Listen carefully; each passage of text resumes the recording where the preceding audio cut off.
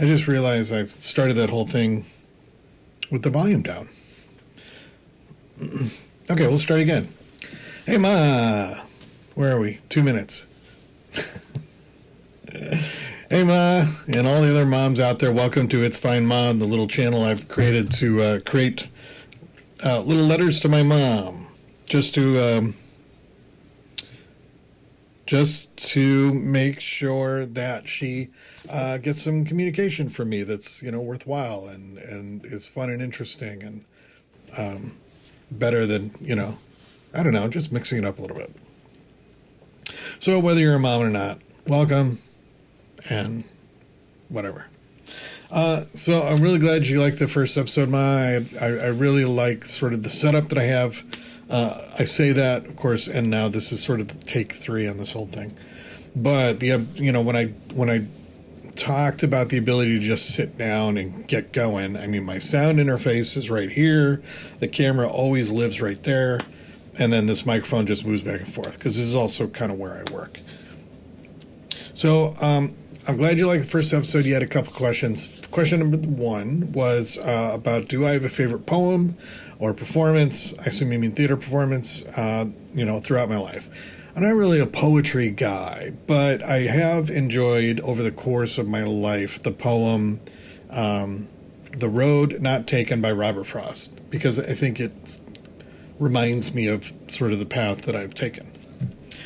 I also, I know that there's a ton of great poetry out there, and we just finished watching the new miniseries for Shogun, which was amazing if you haven't seen it. But one of the things that they feature that I don't necessarily remember from the Richard Chamberlain version, although I have not seen that since I was a kid, was the emphasis on sort of spontaneous creation of haiku, to describe sort of the situation that you're in and the way characters interact with poetry.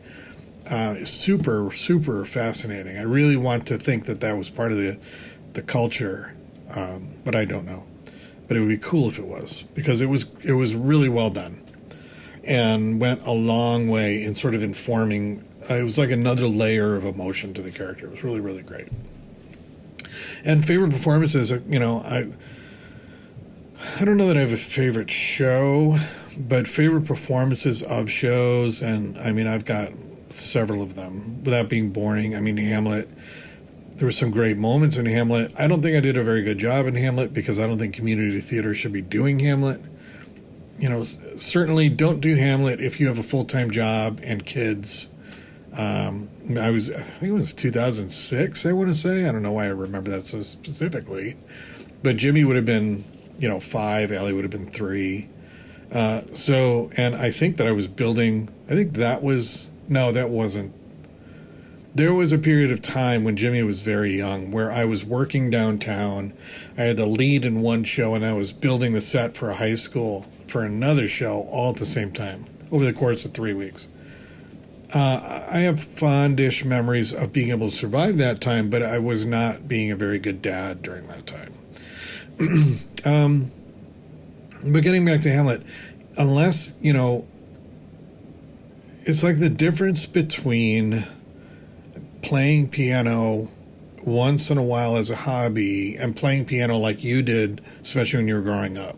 And I know now you're working on Chopin and, still you're probably insanely amazing. But, when you don't work at it, when it's not your thing all the time, you get rusty. Like when I pick up the guitar, it takes me a little bit to kind of work my hands out and stuff to the point where, not that I've ever played any sort of lead or anything like that, but just so that, you can get yourself back up to where you were.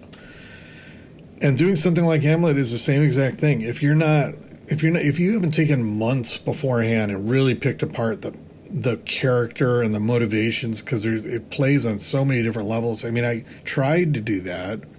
And to the point where I had a dream once about talking to Shakespeare about some of the things he wrote, specifically To Be or Not to Be. At that time, I had a very different interpretation because everyone was like, well, he's trying to figure out if he's going to kill himself. And at the time, I didn't see it as that. I saw it as something complete more like is he going to completely unravel and upset the order of Denmark, by attacking his family and possibly dying in the process, or but just taking that law and order and completely upending it for his personal hurt pain. I didn't see it as like, oh, am I going to jump off this wall or am I not? So it was a conversation. I don't remember the dream. I just remember I had a dream. But even with all of that and all the attention I tried to pay, and I read a bunch of stuff, and it just wasn't enough. And then you couple that with like inappropriate, community theater direction and the amount of attention that can be paid. And like there was almost no cuts in the script. So I was literally talking nonstop for 3 hours every night. I mean, it was long. It was so bad that I remember moments of being in a particular lighting and not able to swallow, and I'm just spitting all over because there was such a pressure to, and I think it was probably pressure I put on myself to not put the audience through any more than absolutely necessary. So I really, really tried to get through it. But there were aspects and moments. I got some really nice scenes with Dan, who played Horatio, and I got to act against Dad, who played Claudius. Really neat things and funny things that went wrong, and people forgetting to bring set pieces out that I referred to in lines, so I had to edit Shakespeare on the fly and stuff like that. I mean, neat stories and stuff. But as a product, not very good. I mean, I would say all around best product that I've done and enjoyed was probably Wait Until Dark, playing Rote. I tended to enjoy, as later in my career, not a career, but in the time that I was spending doing it, I think in retrospect, I really enjoyed more the smaller, not tiny, but important but small parts, like Rote. Rote is just peppered through the show, and then he's got the great scene at the end with Susie. And I really enjoyed that. And I also enjoyed playing Macduff in the show Macbeth, because, Macbeth and Hamlet are very similar from a line load standpoint and the depth of character standpoint. And Macduff is able to go in there and be sort of the action hero guy. And so it was, I get introduced with the king in the first scene, in what is Macduff's first scene. Next time you see him, I'm pretty sure that's the point where Macbeth has killed his family, Macduff's family. So there's that whole thing, and he swears revenge, and then the last scene in the show where you get the fight. So just real tight, effective, energetic things. Those are the sorts of scenes that I would always leave theater with impressions of. And so I was, I enjoyed being part. I really put my energy into stuff like that. Wrote. I mean, there's other stuff. I really enjoyed kid shows. The Kids Company stuff was a lot of fun. A lot of fun stories there. But, I don't know. Oscar Wilde. I don't think I've ever done Oscar Wilde. I've seen a lot of Oscar Wilde. I loved him as a writer. Just cool stuff. But one of the things that when I saw the question, I immediately thought of was I'm reading Marcus Aurelius right now. He was one of the Caesars, and he wrote a book called, well, he didn't call it this. It was his diary, like his journals. But they put those journals together in a book called Meditations by Marcus Aurelius. And it's just full of all kinds of really cool self-reflection and him talking himself, like trying to work himself up. Even things like, so, I mean, Marcus Aurelius was writing journals like from the time he was probably a teenager, all throughout his life, all throughout his rule. And it was a lot of stuff was like, things like get out of bed. You weren't created to live under the covers where it's warm. you're created to go out and make a difference and do things, basically things like that, or things like, you just get it. You're gonna run into assholes and people that are angry and hurt. They want your time and attention, but they're living in their pain, and they need your help. They need you to pull them through, that sort of thing. And so they put all these things together in a book, obviously years after he died, and it's read by like military institutions and philosophers and government people. It's just this collection of really, really great things. But one of the greatest things was a statement he made that goes, "The impediment to action advances action. What stands in the way becomes the way." And it took me a long time to figure out what I even felt about that, or what my interpretation of that was going to be. And what got me into Marcus Aurelius and stuff was the sort of the light study of Stoicism by a guy named Ryan Holiday. And it's more like, it's really like anything, any way of philosophy of looking at life. And Ryan Holiday's presentation of this stuff and his understanding of all the philosophers, not just Aurelius, is very well presented in a way that takes those messages and helps you apply them to modern day. It's basically his shtick. When he started talking about this particular statement, the impediment to action advances action, what stands in the way becomes the way, the way he says it is that, that you're never without options. That if you're running towards something and something is in your way, you always have the opportunity to turn and go the other way, or figure out a different plan, or and really, I don't think that's it. I don't think that's what Marcus Aurelius was saying, because he was talking, he was a leader, and his job was to help pull people along into his ideas, because the Roman Senate could just replace you, more or less, or have you assassinated or whatever. But he knew that, like, his ideas were going to have detractors, people that were not going to be instantly enamored with them. And I think what he was saying was that those are the situations where you need to figure out what the obstacle actually is. The impediment to action advances action. What stands in the way becomes the way. When I think about that in my own life, I think about the time period after the company was bought in early 2021. I was actually brought in on the idea in late 2020. I was brought in under secrecy, right? We've just sold the company. I need you to work with the new company because they want to look at IT assets and all this stuff. And it was made pretty clear that my role was one of the roles that was going to be eliminated. Like, I had 3 months. At the end of March was pretty much it. My right-hand guy was let go at the end of March. And it was really because the previous owners had a very poor understanding of what IT operations was all about, its value to the company, but also everything that it encompassed.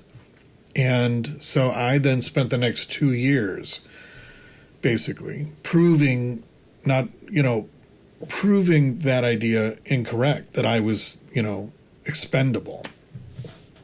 And got to the point where not only did I prove that, but they realized what Tony, he is doing things nobody has the skill at this company to do, and 2, nobody else is doing. But 3, Tony has these really great ideas. Tony just generated this money-making idea. And so over time, I've integrated myself into the leadership community of the company. I'm at the director level, but I interact with the VPs, right? And so when I look at this statement, if I am hit with an obstacle or something that seems to be standing in my way, typically what I found I need to do is look inward and figure out, how am I turning that into an obstacle? Because immediately what happens when somebody asks me a question or has, challenges one of my ideas, is I go to a fault almost instantly into full defense mode. And I create that incorrect view of what that person is doing. So to the point where, not so much lately. I've really looked at a different, as I study these Stoic philosophies of Marcus Aurelius and Epictetus, and I see things, I try to see things in a much different light. And really what I've come to understand is that when somebody seems to be challenging my ideas, the truth of it is really that, typically they want to adopt my idea, or they want to partner with a part of their idea. They see, things that are coming from me that they want to learn, or they want to be able to communicate. And that it comes off as an obstacle. So most of the obstacles, as I look back over, it's not 2 years anymore, from till the beginning of 2021, I see that a lot of the issues and a lot of the stress was self-imposed, and created by myself. So I think, to me, what that is, the impediment to action advances action. What stands in the way becomes the way. That's like the signpost that says I'm on the right track. When I do hit an obstacle, it means I'm going the correct direction. And it's not that I have to change. I mean, you always change. Your ideas grow as your understanding grows, right? So, it's not like, what I'm saying is I don't abandon my ideas. I use the opportunities of that obstacle to enhance them, and then to move forward, typically with the aspects of that obstacle. So it's been a really important, I think, mental change for me over the past 3 and almost a half years at this point. And then finally, you asked about fighter jets. As a kid, my favorite fighter jets were like the European style. So like Saab was an amazing company. And I can't remember if they make the Mirage or if that's a different. I don't think so. Mirage is a French jet. The Mirage was one of my favorite jets as a kid because it looked closest to being a spaceship. It was basically like a triangle where there is no separation between the wings and the fuselage. It looks like a triangle, and then there's a little. They're called canards. These little wings that come out by the cockpit. As I grew up, that changed, and I started really liking the Harrier, just for the idea that an airplane could hover. To me, was mystifying. That one engine, they take one engine, and they just using these nozzles. That's it. It's just like the nozzles are placed at the midpoint of the plane, so everything is balanced.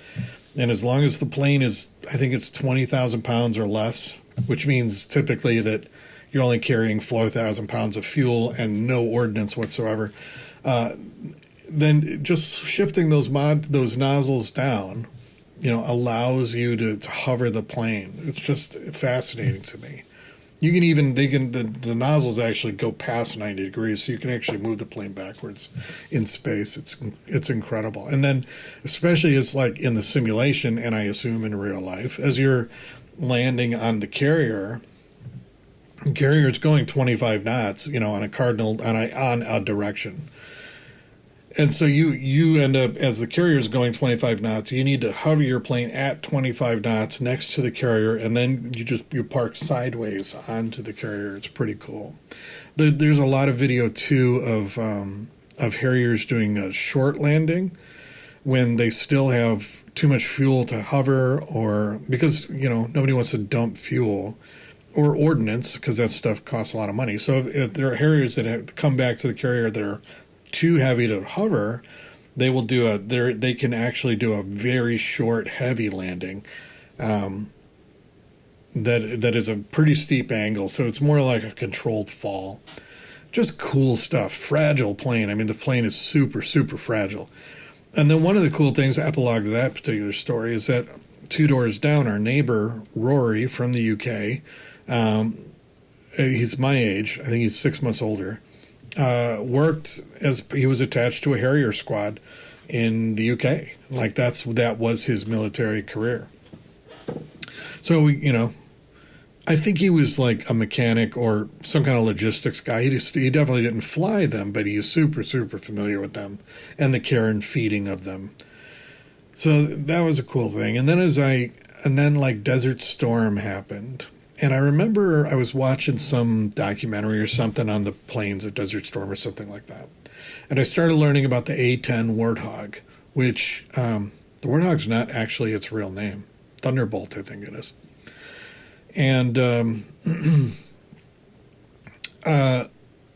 what I heard, what stuck with me at that time was in this interview with infantry guys. And they were saying, they're giving an interview, that it didn't matter what was going on in the fight. The moment they heard the whine of the jets that sit on the back of the Warthog, they knew that everything's going to be fine, even if it was just one. I mean, that's how dangerous these things are for close air support.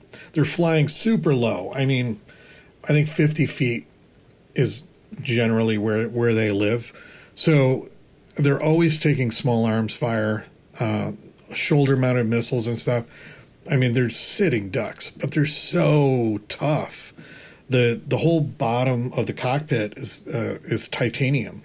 So the pilot is basically sitting in a titanium bathtub because they get so much small arm fire coming up at them. And the thing is incredibly resilient.